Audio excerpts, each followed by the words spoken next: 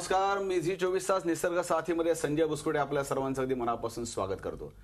Zee 24 तास निसर्ग साथीच्या माध्यमातून उचललेली एक चळवळ, त्या चळवळीला आता वृद्धिंगत होण्यासाठी अनेक जण आपल्याबरोबर येत आहेत। असंच एक आजचं काम, जी मृत नदी पण एका अवलियानं सुरू केलं काम आणि मदतीला लोकसहभाग आणि नदी झाली पुनरुज्जीवित। स्वप्नवत वाटणारं हे वास्तव आहे सांगलीतल्या अग्रणी नदीचं। पाहूयात यावरचा एक रिपोर्ट। राज्यात नदी पुनरुज्जीवनाचा पहिला प्रयोग यशस्वी। लुप्त झालेली अग्रणी नदी पुन्हा खळाळली। 2.5 कोटींचं काम केवळ 75 लाखात पूर्ण। सांगलीच्या खानापूर तालुक्यातील लुप्त झालेली अग्रणी नदी आता अशी खळाळून वाहू लागली आहे।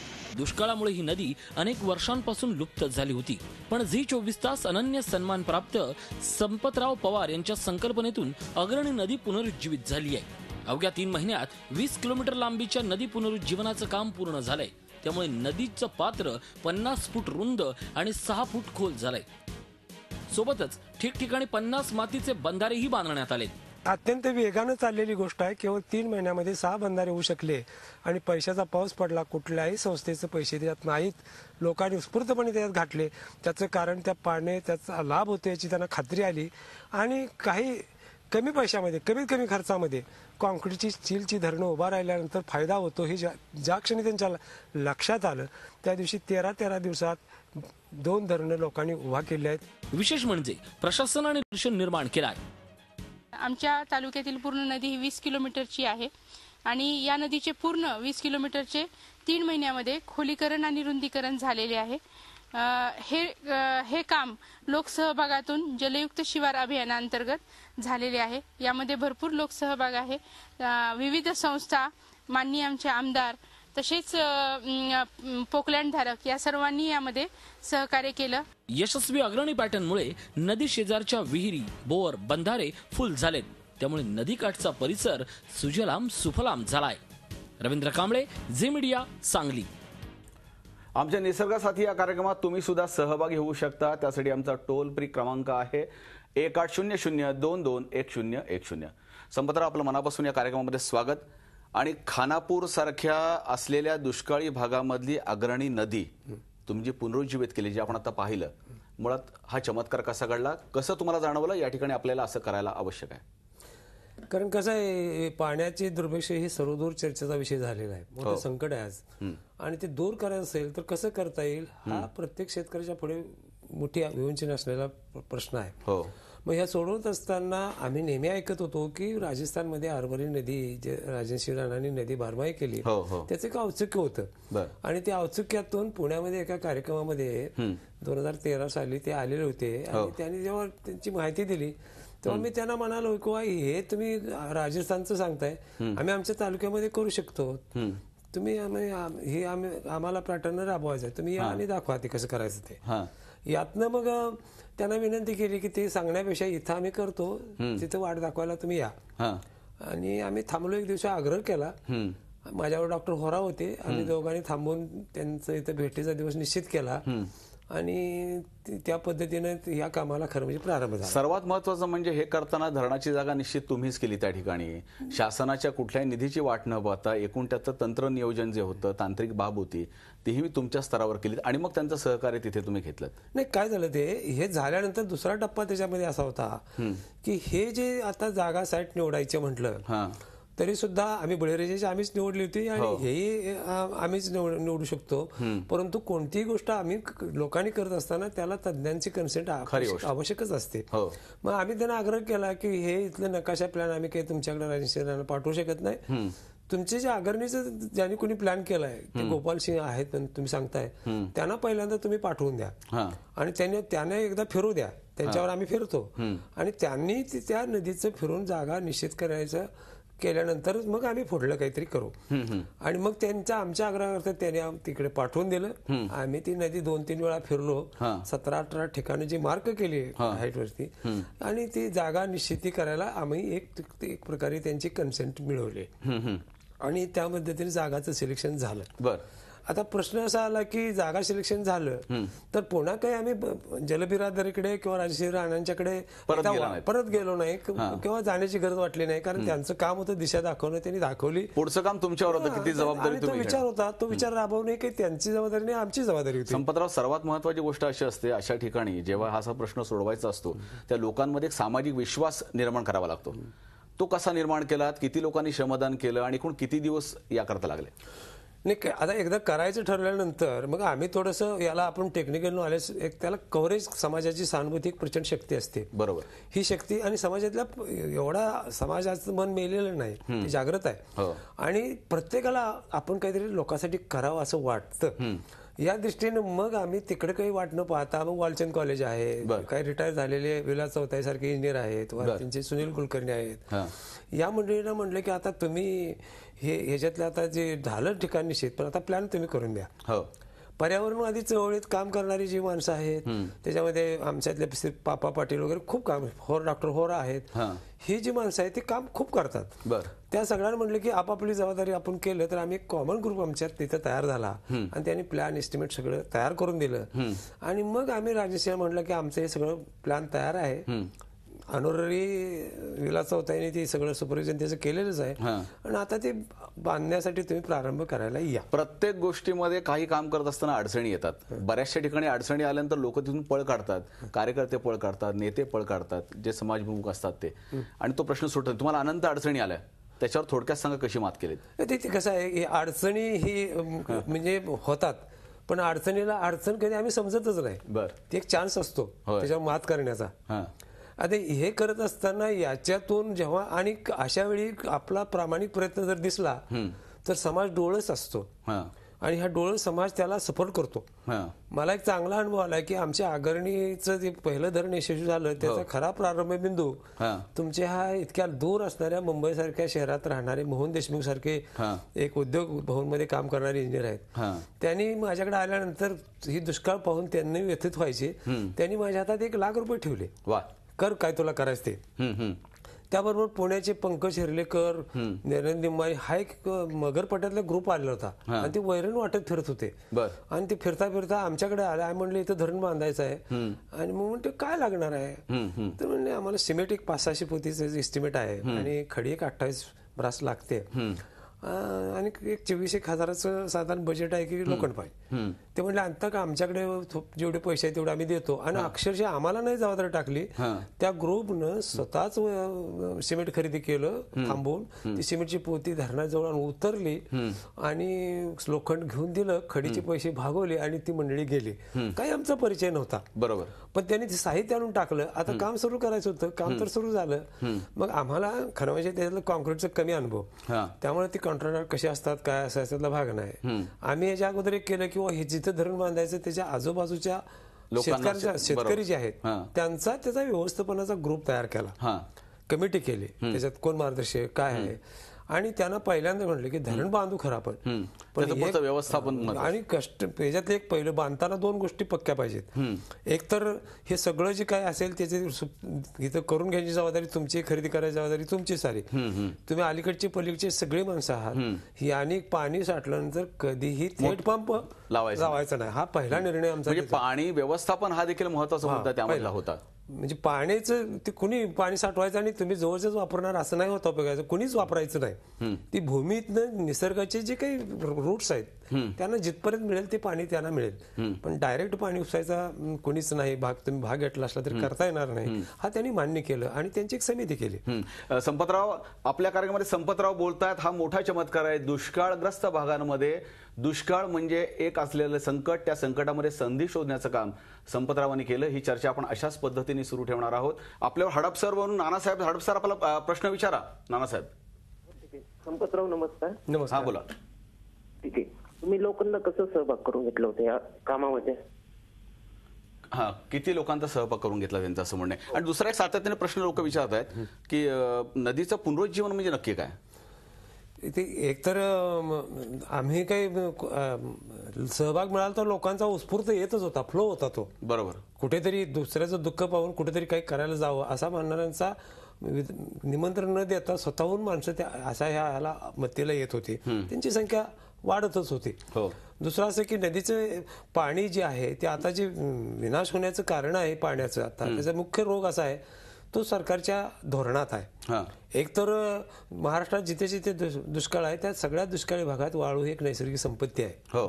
आणि ही वाळू जशी नैसर्गिक संपत्ती आहे तशी तिची गरजही लोकांना आता तितकी तीव्र होते. ती भागवण्याची विकसनशील सिस्टीम सरकार शोधत नाही. आणि या सिस्टीमचा जर नेमका विकसनशील वापर गांधींच्या कल्पनेप्रमाणे निसर्ग सगळ्यांच्या गरजा भागवतो हे सूत्राला धरून आखणी केली असती प्लॅनिंगचे, तर आजचं महाराष्ट्रातलं अरिष्ट दिसलं नसतं. आज मोठ्या प्रमाणामध्ये उद्ध्वस्त होत आहेत ते. तुमचं असं सातत्याने म्हणणं आहे की ज्या विभागामध्ये दुष्काळग्रस्त भाग आहे त्या ठिकाणी निसर्गाने वरदान दिलंय, तिथली पीक पद्धती जर का बदलली तर लोकांमध्ये आत्मविश्वास निर्माण होईल आणि आत्महत्या होणार नाही. बरोबर आहे. कारण तिचं एक असं आहे की नवी धरणं बांधण्यापेक्षा पूर्वी निसर्गानंच बांधलेली जी पाणी साठवण्याची प्रक्रिया होती ती डिस्टर्ब होण्याची काळजी घेतली असते. आणि वाढती पाण्याची मागणी आधुनिक टेक्नॉलॉजी निर्माण झाली, त्या गरजा भागवण्यासाठी उपलब्ध पाण्याचा अंदाज आता विज्ञान बांधू शकतं. अग्रणी नदीच्या अलीकडे तुम्ही एक वेरळा नदीवर प्रयोग पूर्वी 89 साली केला होता, जेव्हा नर्मदाचा एकीकडे प्रश्न चालू होता त्यावेळेस, आणि तो यशस्वी झाला होता तुमचा. हो, तो झाला. त्याचं कारण असं होतं की तो लोकांनीच केला. म्हणजे टोटली ₹1 देणगी कोणाची घेतलेली नाही, मत्तीसाठी घेतलेले पैसे आम्ही रिफंड केले आहेत. खरं म्हणजे बळीराजा धरण ही त्या काळात केवळ 8,500 बार्स वाळूमध्ये सरकारला 4 लाख पोसून ते ट्रक भरायची मजुरी दिले. आणि शिवाय त्या गावामध्ये रोजगार असा दुष्काळी भागात मिळाला की 850 ट्रक भरायला जेव्हा मिळाले तेव्हा प्रति ट्रक ₹100 हजेरी लोकांना मिळाली गावातल्या. त्यातून 8,53,000ची रोजगार निर्मिती गावात आमच्या झाली. गावात निर्माण दोन्ही संधी आहे. रोजगार निर्मिती बी होते आणि इन्सेंटिव्ह पद्धतीने काम करतात. दुसरीकडे रोजगार हमी सारख्या योजना किंवा जलयुक्त शिवार सारख्या योजनेने तुम्हाला यातनं मदत झाली आता जे अग्रणी. आणि बळीराच्या त्या वेळी तर काही सरकारचं काही नव्हतं, प्रश्नच नव्हता. म्हणजे ते तर नदीनंच केलेलं धरण आहे, ते स्वयं धरण नदीनंच बांधलेलं आम्ही नाही. बरोबर. आणि जलशिवारचा योजनेचा आणि आम्ही जे काही काम केलं 2013 मध्ये किंवा 6 महिन्याचा आमचा कामाचा कालखंड होता. पहिली 6 धरणं बांधली ती तुम्ही तुमच्या कल्पनेतनं आणि श्रमदानातनं बांधलीत? नाही, आमची कल्पना म्हणजे लोकांच्या गरजेतून पुढे वाढत गेलं ते. बरोबर बरोबर. हे होत आहे म्हणलं. एक पहिलं धरण सक्सेस जसं झालं तर ज्या दिवशी पाणी साठलं गायकवाड मळ्यातलं, त्या दिवशी पाण्यावर पाहिल्यानंतर 4 दिवसात विहिरीनं पाणी फुटलं तर खालचे जे शेतकरी होते तिथे रोज येऊन बसायचे. शहाजी शिंदे वगैरे हे जे सगळा ग्रुप, ते म्हणले आम्ही बांधू. गावामध्ये मालोजी आबा होते, ते म्हणले आम्ही एक बांधू. पुन्हा राजू आबा शिंदे म्हणून होते, ते एक बांधू. त्यांचे 2 गट होते. त्यांची एवढी कॉम्पिटिशन लागली की कुणाचं मोठं होतं आणि कुणाचं चांगलं होतं. एकीकडे मोठ्या धरणांमुळे विस्थापनाचा मोठा प्रश्न येतो, प्रकल्प बाधित होतात, अनेक समस्या येतात. छोटी छोटी जर का आपण धरणं अशा पद्धतीने बांधली तर हा प्रश्न महाराष्ट्राला सुटू शकेल. पण त्याला एक जबाबदारी पाळली पाहिजे. ती अशी आहे की आम्ही धरणं बांधले की त्या नदीचं पुनर्जीवन व्हायचं असेल तर 100% पाणी अडवणं, म्हणजे त्याच्यावरची पूर्वीची काही केलेली असतील धरणं, छोटी काही तळी, ती डिस्टर्ब होतील. ते होऊ नयेत म्हणून पूर्ण पाणी शिवारातलं अडवून धरण्याची क्षमता याच्या पाठीमागचं आशय असता उपयोगाचा नाही. काही पाणी खाली गेलंच पाहिजे. आणि जे साठलेलं पाणी आहे ते थेट उचलण्याच्या ऐवजी जमिनीच्या भूमीतूनच पाझरून नदीत पुन्हा रिसायकलिंग जे होतं ते सिस्टीमला धक्का न लागण्याची काळजी घेतली पाहिजे. आता जलशिवार योजनेची कामं झाली, नदी बांधले, आता तिथं आम्ही करत होतो तेव्हा आम्ही काहीच करत नव्हतो. म्हणजे खरं म्हणजे आम्ही काहीच केलेलं नाही. करतात ते लोक करतात. तुमचा मोठेपणा आहे. नाही, खरंच नाही ते. आम्ही फक्त सांगितलं एखादा डॉक्टर औषध सुचवत असेल मग तो आम्ही घेतलं. कंपाऊंडर सुद्धा आमचा तितकाच महत्वाचा आहे. संपतराव, आपण अशाच पद्धतीने चर्चा सुरू ठेवणार आहोत. खूप चांगली माहिती आपल्याला मिळते आणि नवा आत्मविश्वास दुष्काळग्रस्त भागातील लोकांनाही मिळतोय. संपतराव, तुम्ही असं नेहमी म्हणता की ज्या दुष्काळग्रस्त भागांमध्ये जिथे पाऊस कमी पडतो, 2-2, 3-3 वर्ष दुष्काळ आहे, अशा आटपाडी तालुक्यात चमत्कार केलात. तिथल्या शेतकऱ्यांना पीक पद्धतीमध्ये कोणती पिकं लावायची सांगितलं, त्याच्या जोडीला बरोबर आज ते शेतकऱ्यांना वार्षिक उत्पन्न मिळतं. नाही, आता काय झालंय की पाणी असेल, आपल्याला एक तर निसर्गाने स्पष्ट निर्देश दिलेत की पाण्याची मर्यादा येत जाणार आहेत. आता हे पाणी मर्यादित पाणी उपयुक्त पद्धतीनं कसं वापरायचं याचा शोध घेण्याची गरज आहे. आता अगरणीच्या ह्याच्यात पाणी साठलं पण थेट न उचलण्यामध्ये उपलब्ध पाणी किती असेल आणि क्रॉप पॅटर्न त्याचा पूरक ठरला तर तिथल्या स्थानिक गरजा भागून इतरांसाठी काही पाणी उरू शकतं. ही कायद्याने बंद करण्याची गरज नाही. स्वयं शेतकऱ्यांनी आपल्या परिसराचा कायापालनासाठी आपल्याला व्यवस्था टिकून देण्याची भूमिका घेणं त्यांच्याकडे आटपाडी तालुक्यात काय केलं तुम्ही? काय आम्ही आटपाडी तालुक्यामध्ये आता या पाण्याचा वापर त्याच्यापेक्षा हिवतड म्हणजे शुक्राचार्य मंदिर आहे त्याच्या पायथ्याशी अगदी ऊसतोडी कामगार आहेत. त्यांना फक्त आता पाण्याचं आम्ही आज महाराष्ट्रामध्ये विचार करतोय, तो कमांड एरियामध्ये असणारं पाणी सामाजिक न्यायानं वाटायला कसा ही जेव्हा चर्चा पाणी नसताना कसा चमत्कार केला? पाणी नसताना मग त्याच्यासाठीच आम्ही केलं की पाणी आहे आपल्याकडे, पुरेसं पाणी आहे. महाराष्ट्रातली खरी ओरड नाहीच आहे ना, कोणी त्याचा ऊस गुन्हेगार आणखी नाही. पाणी आहे पण त्याची वितरणाची सिस्टीम नाही. ते दाखवण्यासाठी आम्ही हिवतडमध्ये प्रयोग केला की प्रत्येक दुष्काळी भागामध्ये निसर्गाचं एक वरदान आहे की कुठलं ना कुठलं पैसा देणारं पीक फळशेतीच्या रूपाने तिथे येतं उत्तम पर्याय.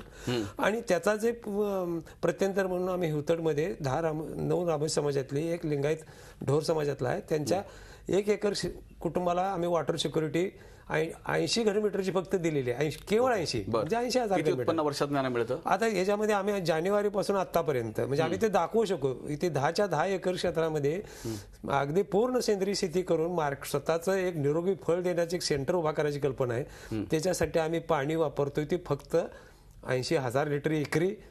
आणि एवढ्या पिकाला देण्याच्या पाण्याच्या पद्धतीमध्ये बदल केला तर सहज शक्य आहे. तर साधी गोष्ट केली आहे. त्याला आम्हाला काही टंचाईग्रस्त त्या ठिकाणी चारा आपण बँक पण केली आहे. संपदेश हे कसं ह्याच्यामध्ये साधी गोष्ट आहे की आम्ही ड्रीप प्रस्थापित भांडवली शेतीचा मार्ग करतो. त्याच्याऐवजी लेवलिंग नको काही नको, टेकावरती टाकी आम्ही ठेवली आणि त्याच्यातनं सायपन पद्धतीने पाणी देऊन साधा मार्ग शोधला. आता हा जसा मार्ग आहे तसं जमिनीची आणखीन एक ताकद जमिनीला टिकवून धरणारी ऊर्जित अवस्था आणणारी एक शक्ती म्हणजे पशुधन असतं. आणि चारा हा त्या वर्षातला 100 दिवसात तरी शॉर्टेज येतच. अशा काळामध्ये त्यांना निश्चितपणे चाऱ्याची टंचाई भासणार नाही असं प्लॅनिंग असायला पाहिजे.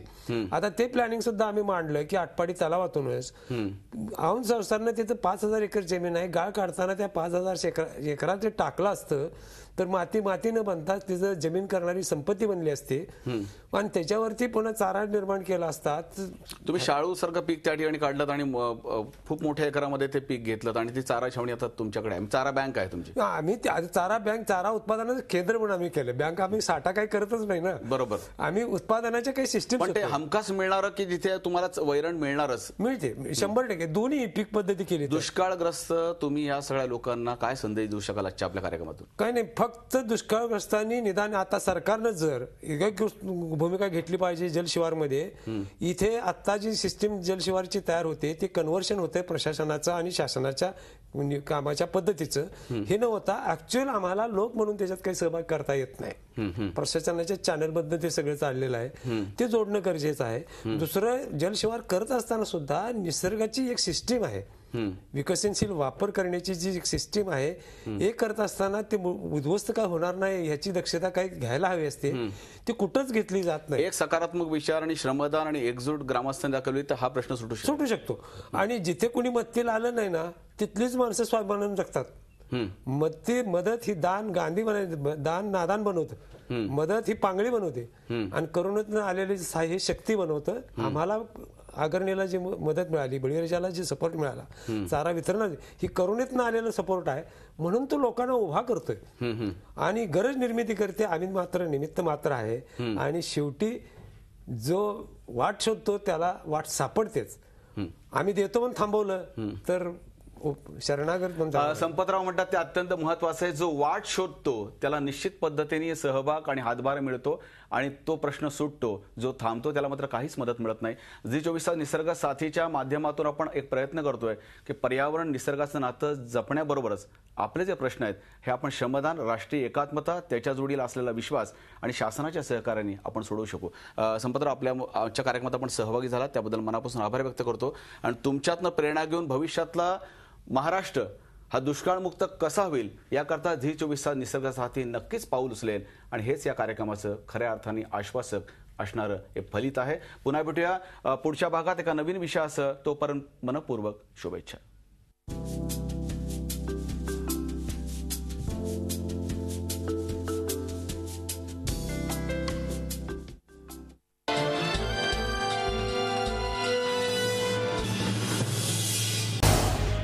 झी 24 तास रहा एक पाऊल पुढे.